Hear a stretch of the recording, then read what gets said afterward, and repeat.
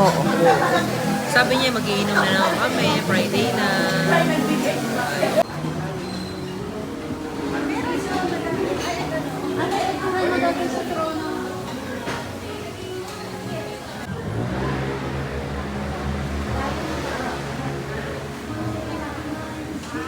Ayun, isa tayo na po na gusto ko.